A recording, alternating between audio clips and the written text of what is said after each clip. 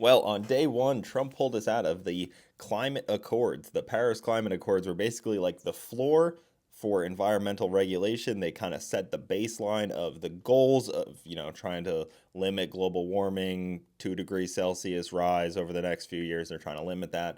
So it impacted industry, automotive, financial sectors, anything that used, fossil fuels or fuel in general. It put a huge strain on. So on day one, Trump pulls us out of it, which is pretty awesome. So things like the zero emissions rules for EVs no longer have that, climate accords floor. So it kind of worked like this, where the first step was the climate accords from Paris. All these nations signed it and agreed on it.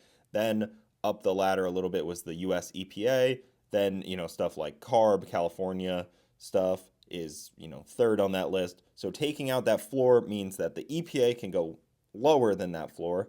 So the EPA was trying to uphold their own standards that were either higher or at the Paris Accords. So now hopefully we can, bring our, you know, huge strain on our economy that we're dealing with due to these insane regulations. So all of these, I'm in the automotive sector. So seeing cars not be able to, do what they want to do and build cars the way they want to build them and the way people want to own them, and this huge push for zero emissions vehicles potentially being completely, you know, like rug pulled will be awesome. So shout out, that'll be a huge one.